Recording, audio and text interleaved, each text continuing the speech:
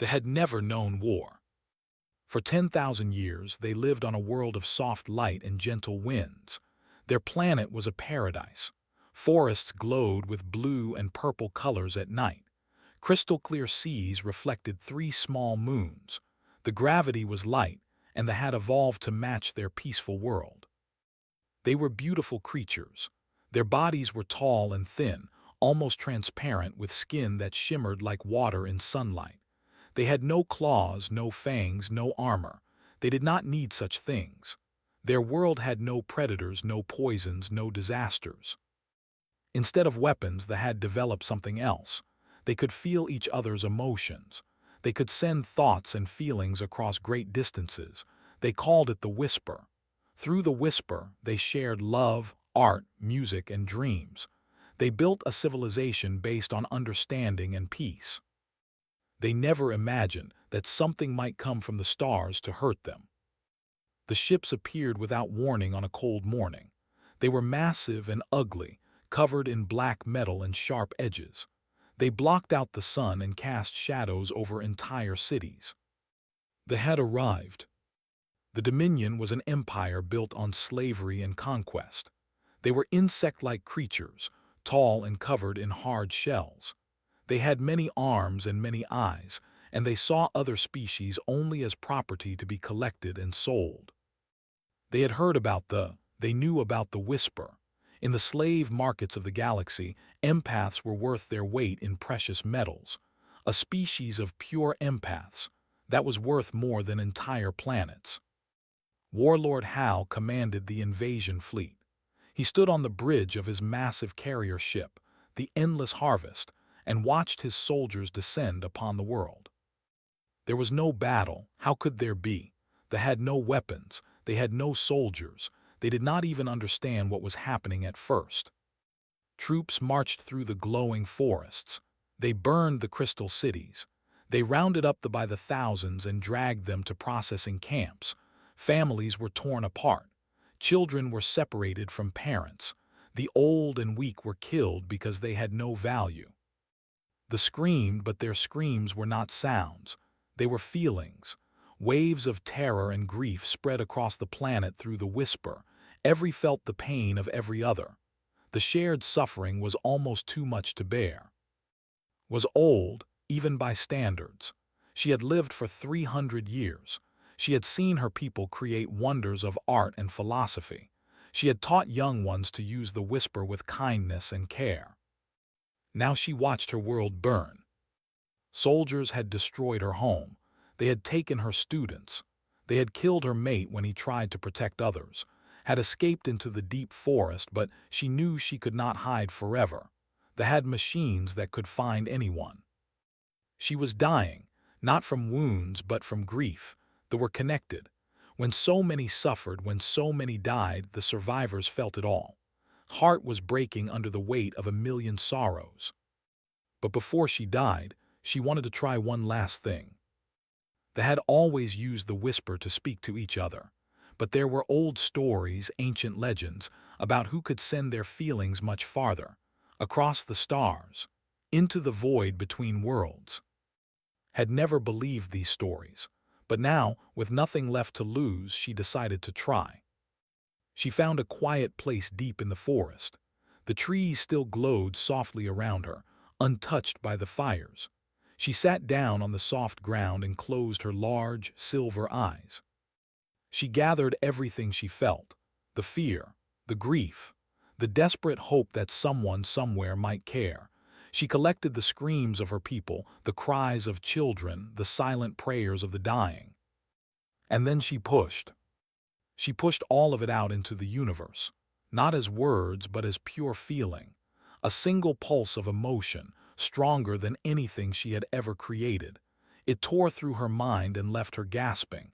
It took everything she had. The whisper flew out into space.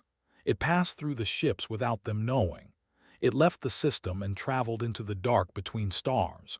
It moved faster than light, carried by strange forces that even they did not understand. It traveled for 3 weeks.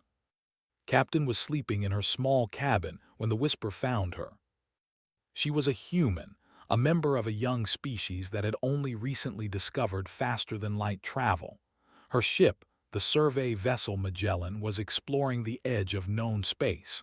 There were only 12 crew members on board. Their mission was simple: map new systems, collect data, report back to Earth. Was having a normal dream about her childhood home when everything changed. Suddenly she was somewhere else. She saw a world of glowing forests and crystal seas. She saw beautiful, gentle creatures with transparent skin. And then she saw the horror. She felt their fear as if it was her own.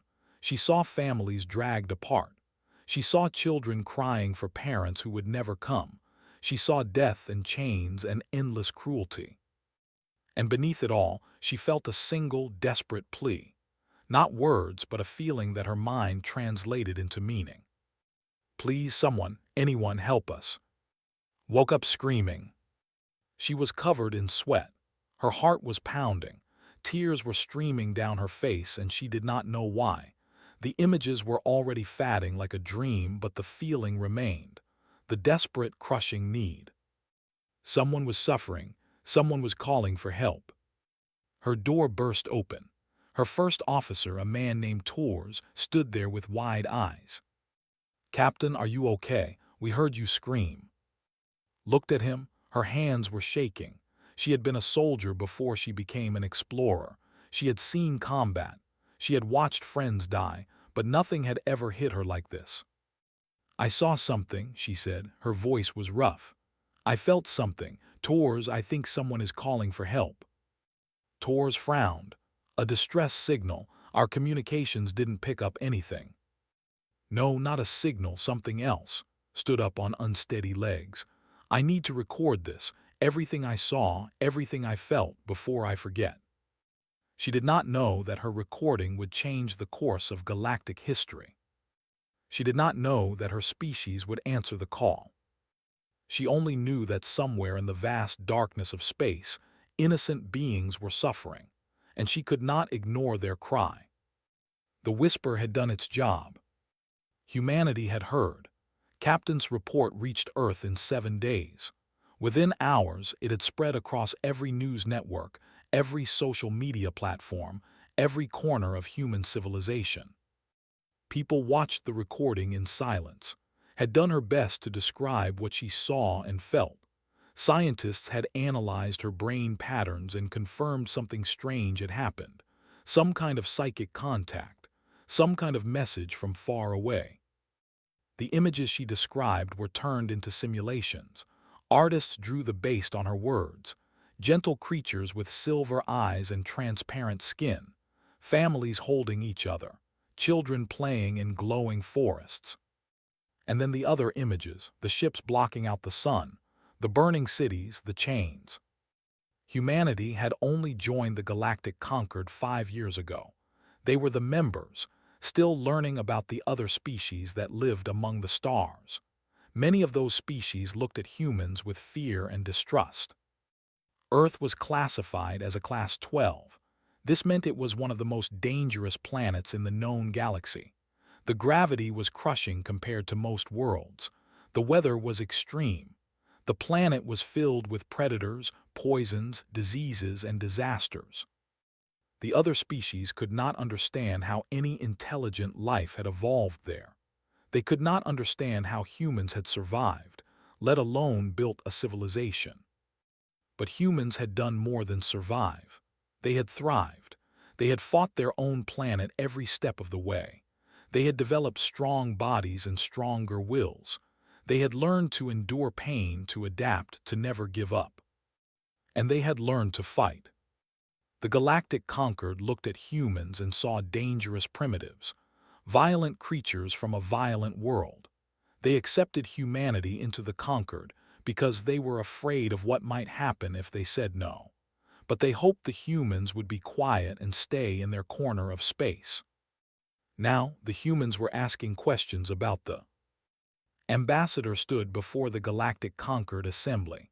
The chamber was massive, filled with representatives from hundreds of species. She was small compared to most of them, but her voice was strong. "We have received what appears to be a distress call from the system," she said. "Our records show the Dominion has invaded their world. We request the Conquered take immediate action to help them." The response was silence. Then slowly the other ambassadors began to speak. "They are not members of the Conquered," said the representative from the collective. "We have no obligation to help them." "The Dominion is powerful," added the delegate. "Confronting them would risk war. We cannot risk war for a species of no strategic value." "Perhaps the humans do not understand how things work here," said another voice. "We do not interfere in the affairs of non-member species. It is the law." Felt her hands tighten into fists. She kept her voice calm. "So you will do nothing. You will let an entire species be enslaved." "It is unfortunate," they said, "but it is not our concern." Looked around the chamber. She saw fear hiding behind diplomatic words. She saw selfishness dressed up as wisdom. She saw a galaxy that had decided long ago that some lives were worth more than others. "I see," she said quietly. "Thank you for making your position clear." She walked out of the chamber. Her report reached Earth 12 hours later. Admiral Stone read the report in his office on Luna Station. He was 62 years old. His hair was gray, and his face was lined with scars from 3 colonial wars. He had served humanity his entire life. 10 years ago, his daughter had been on a colony ship that was attacked by raiders. She had been taken. He had spent years searching for her. He had never found her. He read about the Galactic Concord's response. He read about the being of no strategic value. He read about powerful nations refusing to help because it was not their concern. Then he made a phone call. Within 24 hours, admirals and generals from across human space were meeting in secret. They watched recording. They studied what little information they had about the Dominion and the system. "The Conquered won't help," Stone said, "but we can." "It would be unauthorized," said Admiral. "The Conquered could sanction us. We could start a war with the—" "They already have a war," Stone replied. "They're just fighting people who can't fight back." The room was quiet for a long moment. "How many ships can we gather?" asked General. 73 combat-ready vessels," Stone said. "If we pull some from reserve duty and call for volunteers." "Against the fleet. Our intelligence says they have at least 400 ships." Stone smiled, but there was no humor in it. "Then we'll have to be creative." Word spread quickly through the military. Volunteers came forward by the thousands. Veterans who had retired years ago returned to service. Young soldiers requested transfer to the new task force. Engineers worked around the clock to prepare ships that had been sitting in storage. They called it the Terran Expeditionary Response Force, TERF, but the soldiers had another name for it. They called it the Rescue Fleet. The Galactic Conquered watched with growing alarm. They sent messages demanding explanations. They threatened sanctions and consequences. They warned that humanity was making a terrible mistake. Humanity did not listen. On the day the fleet was ready to depart, Admiral Stone stood on the bridge of his flagship, the 10 Retribution. Behind him, through the viewing windows, 72 other warships waited in formation. They were not pretty ships. They were designed for one purpose: war. Humans had been fighting wars against each other for 10,000 years. They had developed weapons that other species considered barbaric, kinetic impactors that could crack planets, nuclear missiles that fired metal rods at almost the speed of light, chemical weapons, biological weapons. The Conquered had begged humanity to ban these weapons when they joined. Humanity had agreed officially, but the weapons still existed, locked away in deep storage. Until now. Stone opened a channel to all ships. His voice was calm and steady. "You all know why we're here. Somewhere out there, people are suffering, people who did nothing wrong, people who just wanted to live in peace. The galaxy says they're not worth saving. The galaxy is wrong." He paused. We're going to show them what humans do when the innocent cry for help. We're going to remind the galaxy why they're afraid of us. And then we're going to give them a reason to hope. The fleet engaged their engines. They were coming. Warlord Hal was pleased with the harvest. They were broken. After 2 months of systematic collection, his soldiers had captured nearly 8 million of them. They filled the cargo holds of his transport ships.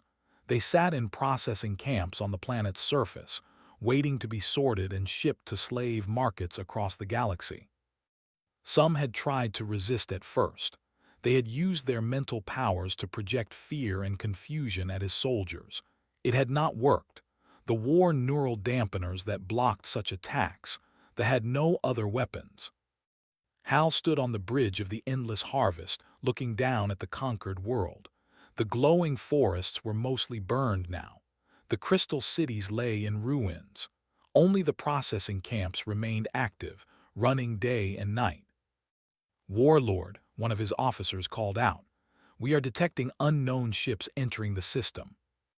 Hal turned his head, his many eyes focused on the tactical display. How many? 73 vessels, configuration unknown. They match no species in our database. Hal made a clicking sound with his mandibles. It was the equivalent of a laugh. 73 ships, against my 400. Contact them. Find out who dares to interrupt our harvest. The communication was established. A small holographic image appeared on the bridge. It showed a strange creature, soft skin, only 2 eyes, no armor, no shell, no natural weapons of any kind. "I am Warlord Hal of the Dominion," he announced. "You have entered space claimed by the Dominion. Identify yourselves and state your business, or you will be destroyed." The creature stared back at him without fear. That was strange. Most species showed fear when they saw the "I am Admiral Stone of the Terran Expeditionary Fleet," the creature said. "We are here for the You will release all prisoners and withdraw from this system immediately." Hal's officers made clicking sounds of amusement. The warlord silenced them with a gesture. "Terran, I do not know this species." He leaned closer to the image. "You are clearly new to this part of the galaxy, so I will explain how things work. They belong to us now. They are property. If you want to purchase some, you may submit a request through proper channels." "They are not property," the human said. His voice was flat and cold. "They are people. You have 1 hour to begin releasing them. After that, we will take them from you." Hal stared at the small creature for a long moment. Was this a joke, some kind of test? "You have 73 ships," he said slowly. "I have 400. Your weapons appear primitive. Your ships are small. You cannot possibly think you can defeat us." 1 hour, the human repeated. "Use the time wisely." The communication ended. Hal was confused. In his long career, he had conquered dozens of species. He had crushed rebellions and broken empires. Every species he had ever met understood the simple math of war. More ships meant victory. Superior numbers meant survival. These creatures had neither, yet they showed no fear. "Perhaps they are stupid," one of his officers suggested. "Some species are too primitive to understand when they are outmatched." "Perhaps," Hal agreed, but something bothered him. The way the human had looked at him. There had been no fear, no uncertainty, only cold determination. He decided to teach them a lesson. "Send 50 ships to destroy them," he ordered. "I want their fleet turned to dust. Capture a few alive if possible. I want to understand what kind of creatures would make such a foolish mistake." 50 warships broke formation and moved toward the human fleet. They were confident. Ships were proven in hundreds of battles. Weapons had burned civilizations to ash. The human fleet did not run. It did not try to negotiate. It simply waited. When the ships were within weapons range, they opened fire. Energy beams and plasma bolts streaked across space toward the small human vessels. The humans fired back. What happened next would be studied for centuries. Human weapons were not elegant. They were not sophisticated. They were brutal, simple, and terrifyingly effective. Fired solid metal rods at speeds that seemed impossible. The rods punched through shields like they were paper. They tore through armor, through hulls, through engine rooms. Ships that had survived hundreds of battles were split in half. Missiles launched in swarms. Not energy weapons or plasma charges, but simple missiles with nuclear warheads. When they hit, they did not just damage ships. They vaporized them. Balls of fire bloomed in the darkness of space, each one marking the death of a vessel. Kinetic impactors, massive chunks of metal accelerated to incredible speeds, struck the larger ships. The impacts released more energy than they had ever seen in ship-to-ship combat. Entire carriers broke apart from single hits. The battle lasted 11 minutes. When it was over, all 50 ships were destroyed. The human fleet had not lost a single vessel. Hal watched the tactical display in stunned silence. His officers were frozen, unable to process what they had seen. In 11 minutes, his fleet had lost 50 ships. 50, against 73 primitive vessels from an unknown species.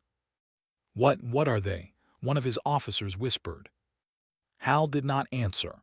He was looking at his displays, studying the human weapons, nuclear devices, kinetic impactors, solid projectiles. These were weapons that the Galactic Conquered had banned ages ago. Primitive weapons, barbaric weapons. Weapons designed by a species that had learned to fight by fighting itself. His communication console activated. The human admiral appeared again. "Your hour is almost up," Stone said. His expression had not changed. He did not look triumphant or excited. He looked like a professional doing a job. "I suggest you start evacuating your people from the planet's surface. When the hour ends, we will begin our assault. Anyone still in our way will be killed." Hal found his voice. "Who are you? What species makes war like this?" "We're humans," Stone replied. "We're from a planet called Earth, Class 12, perhaps you've heard of it." Hal had heard of planets so dangerous that intelligent life should not be able to evolve there. He had always thought they were myths. "Why?" he demanded. "They are nothing to you. They cannot pay you. They cannot help you. Why would you risk war with the Dominion for worthless empaths?" Stone's eyes seemed to harden. "Because they asked for help, and we heard them." The communication ended.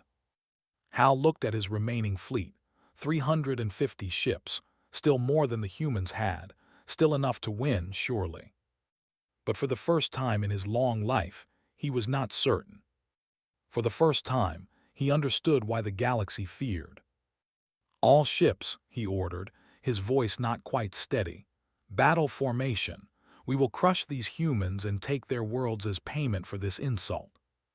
His officers obeyed, but Hal could see the fear in their eyes. They had never met a predator species before. Now they had. The battle for the system lasted 3 days. Warlord Hal threw everything he had at the human fleet. Wave after wave of warships attacked. He called for reinforcements from nearby systems. At the height of the battle, he commanded over 600 vessels against the human 73. It was not enough. Human ships were smaller, but they were fast and tough. They were built from materials designed to survive the crushing gravity and violent storms of Earth. Weapons that could destroy other species, ships only damaged the human vessels. And damaged human ships kept fighting. Human crews refused to surrender. Ships with half their systems destroyed continued to fire. Crews with massive casualties kept their stations. One human destroyer, the 10 Defiant, took 17 direct hits and lost 2/3 of its crew. It destroyed 8 ships before finally going dark. But the space battle was only half the war. On the planet's surface, the still held 8 million prisoners. Admiral Stone knew that a direct assault from orbit could kill the very people they came to save. He needed troops on the ground. Sargent was one of the first to volunteer. She was 41 years old. She had served in the Marines for 20 years. She had fought in 3 wars and been wounded twice. She had a daughter back on Earth who she called every week when she could. When she saw the recording of the suffering, she had walked straight to her commanding officer and asked for a transfer to the rescue fleet. Now she sat in a drop pod with 11 other Marines, falling through the atmosphere of an alien world. Plasma fire streaked past the tiny windows. The pod shook so hard her teeth rattled. Warning lights flashed everywhere. 30 seconds to impact, the pilot shouted over the noise. Checked her rifle one more time. She looked at her squad. Men and women she had trained with for months. They were scared. She could see it in their eyes, but they were ready. "Remember the mission," she said. "We're here to save people. Every we free is a victory. Every child we rescue is worth dying for." The pod hit the ground hard. The doors blew open. Was first out, her boots slamming into alien soil for the first time in human history. The processing camp was huge. Rows and rows of metal cages stretched across what had once been a beautiful meadow. Inside the cages, huddled together in fear. They were thin and weak. Many were injured. Some were not moving at all. Guards turned to face the Marines. They were big, armored, and surprised. They had not expected anyone to come for the prisoners. Raised her rifle and fired. The battle was brutal and fast. Soldiers were strong, but they were slow in their heavy armor. Human Marines moved through them like water through rocks. They used corners and cover. They worked in teams, covering each other's movements. Shot 3 in the first minute. A fourth swung a massive claw at her head. She ducked under it and put her rifle against the gap in his armor. One shot. He fell. A plasma bolt hit her shoulder. The pain was incredible. It burned through her armor and into her flesh. She could smell her own skin cooking. Her left arm went numb. She did not stop moving. She switched her rifle to her right hand. She kept shooting. Another fell, then another. "Sergeant, you're hit," one of her Marines shouted. "I noticed," she replied. "Keep moving, free the prisoners." The squad pushed forward. More came. The Marines killed them. It was not elegant or pretty. It was war at its most basic level. Kill or be killed. Protect the innocent. Reached the first row of cages. Inside stared at her with huge silver eyes. They were terrified. They had never seen a human before. They did not know if she was another enemy or something else. She did not have time to explain. She shot the lock off the cage. "Go," she said, pointing away from the fighting. "Run, hide. We'll find you when it's over." They did not understand her words, but they understood her meaning. They began to run. More cages, more locks, more running. The Marines moved through the camp, freeing prisoners and fighting. They lost 2 soldiers in the first hour, then another, then 2 more. But they freed thousands. Found her way to the center of the camp, where the youngest were kept. Children. Some of them looked barely old enough to walk. They were crying without sound, their distress projected as waves of emotion that made her head ache. A commander stood in her way. He was bigger than the others, with golden markings on his armor. He held a weapon that hummed with deadly energy. "You cannot have them," he said. His voice was translated by a device on his armor. "They are valuable, they are property." His rifle clicked empty. She dropped it. "They're children," she said. She pulled her combat knife from her belt and charged. That was fast, but was faster. She had grown up on Earth, where gravity was heavy and life was hard. Her muscles were dense. Her bones were strong. Her reflexes had been shaped by millions of years of evolution on a world that tried to kill everything on it. She dodged his first shot. She ducked under his claw. She slammed her knife into the gap between his head and his body, where the armor was thin. He fell. Stood over him, breathing hard. Her shoulder was still burning.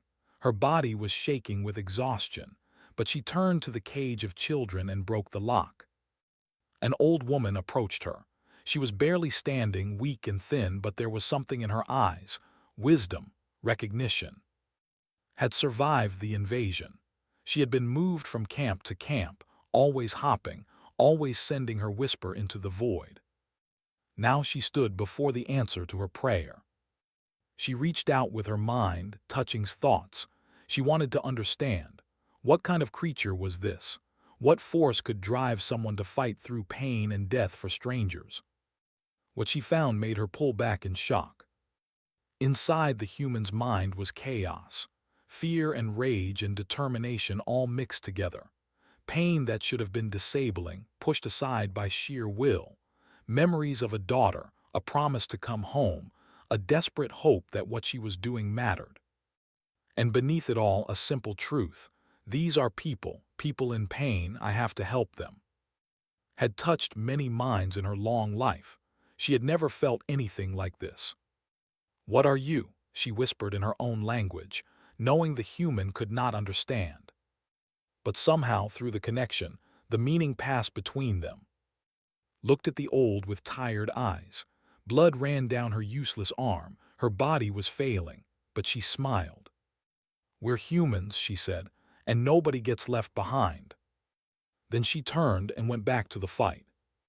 By the end of the day, the camp was free. 40,000 had been rescued. 17 Marines had died. But there were still more camps, more prisoners, more to fight. The humans did not stop. They did not rest.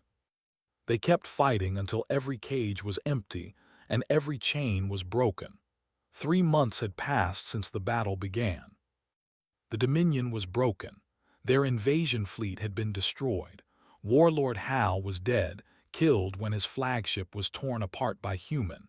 The slave markets he had supplied were empty and burning. The empire he had served was falling apart.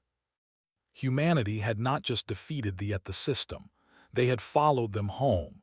Human ships appeared at colonies and military bases across the sector. They did not conquer. They did not claim territory. They did one thing only. They freed the slaves. Every species that had captured over centuries was released. Ships carried millions of former prisoners back to their home worlds. Medical teams treated injuries and illnesses. Counselors helped people who had been broken find their way back to themselves. They were not destroyed as a species. Humanity did not believe in genocide. But their military was shattered, their economy was ruined, and their reputation was gone. Other species they had bullied for generations now looked at them with contempt instead of fear. The galaxy watched all of this with a mixture of terror and fascination. The Galactic Concord held emergency meetings. Ambassadors argued and shouted at each other. Many demanded that humanity be punished for acting without permission. Others pointed out that punishing humanity seemed like a very dangerous idea. In the end, they did nothing. What could they do? The humans had ships, weapons, and soldiers that made the Concord's own military look like children's toys. And worse, the humans had proven they were willing to use them. For strangers, for species they had never met, for people who could never repay them. It made no sense. Every other species in the galaxy understood the basic rules of survival. You helped your own kind. You made alliances that benefited you. You did not risk your people for nothing. But humans were different. The recovery was slow but real. Human engineers had built orbital defense platforms that would prevent any future invasion. Human doctors were treating survivors of the processing camps. Human soldiers stood guard at the borders, watching for any sign of revenge. They were changed forever. They had seen things no peaceful species should ever see. They had learned that the universe was not safe, that evil existed, that some creatures saw others only as property. But they had also learned something else. They had learned that when they cried for help, someone had answered. Admiral Stone walked through what remained of the capital city. Most of it had been rebuilt by now. The crystal towers were rising again. The bioluminescent trees were being replanted. Life was returning to a world that had nearly lost everything. He stopped at a memorial that had been built in the center of the city. It was a simple thing, a wall of crystal with names carved into it. human names, the names of every Marine and sailor who had died in the liberation. 537 names. Stone stood there for a long time reading each one. He had written letters to their families. He had told them their loved ones had died as heroes. It was true, but it did not make the loss any easier. Admiral Stone. He turned, stood behind him. She was healthier now, stronger, but the marks of her ordeal still showed in her face. She was the closest thing they had to a leader now, chosen by her people to speak for them. Elder, he said, the memorial is beautiful. It is the least we could do. She moved to stand beside him, looking at the names. We will never forget them, for as long as our species exists, we will remember the humans who died for us. They stood in silence for a moment, then asked the question that had been burning in her mind for months. Why? Stone looked at her. Why what? Why did you come? We are nothing to you. We cannot help your species. We have no resources, no military value, no strategic importance. Your galactic conquered made that very clear. She turned to face him directly. Her silver eyes searched his face for answers. You lost ships. You lost people. You made enemies of the Dominion. You spent resources you will never get back, all for strangers who could not even communicate with you. Why? Stone was quiet for a long moment. He thought about his daughter, lost to slavers so many years ago. He thought about the recording from Captain, the pain and fear in her eyes when she described her vision. He thought about the Marines who had volunteered knowing they might not come home. Because you asked for help, he said finally, and we heard you. But that is not an answer, insisted. Other species heard us too. They did nothing. Why are humans different? Stone reached into his pocket and pulled out a small device. He activated it, and holographic images appeared in the air between them. Images of humans. A line of people holding hands during a flood, forming a chain to rescue strangers from drowning water. A soldier throwing himself onto an explosive device to save his companions. Doctors working without sleep for days to save lives after a disaster. A young woman donating her kidney to someone she had never met. We do not know why we are this way, Stone said. Maybe it is because our world was so dangerous. Maybe it is because we had to work together or die. Maybe there is something in our nature that cannot ignore suffering. He turned off the device. But when we see people in pain, something inside us has to help. It is not logical. It does not benefit us. But we cannot be what we are without it. Was silent, processing his words. In all her long years, she had never encountered a species like this. Creatures who were capable of terrible violence, but who used that violence to protect the weak. Predators who chose to be guardians. You are very strange, she said finally. Stone smiled. Yes, we are. Across the galaxy, other species were learning the same lesson. The story of the liberation spread from system to system, world to world. It was told in slave barracks and refugee camps. It was whispered in places where hope had died long ago. The humans had come. Not for money, not for power, not for territory. They had come because someone had asked for help. And now, in the darkest corners of the galaxy, other whispers began to travel. Desperate pleas from oppressed peoples. Silent cries from forgotten victims, messages of pain and hope sent out into the void, sent toward human space. Some of them would take years to arrive. Some might never reach their destination, but they were sent anyway because now there was hope. They were listening. At a small outpost on the edge of human space, Captain sat alone in her quarters. She had been promoted twice since her vision. She had been offered desk jobs and comfortable positions. She had refused them all. Now she sat in the darkness, eyes closed, mind open. She was listening, reaching out into the void, trying to hear what others could not. A faint whisper touched her mind. Pain, fear, a desperate plea. She opened her eyes and smiled. Another message, another species in trouble, another chance to help. She reached for her communication console. Humanity was ready to answer.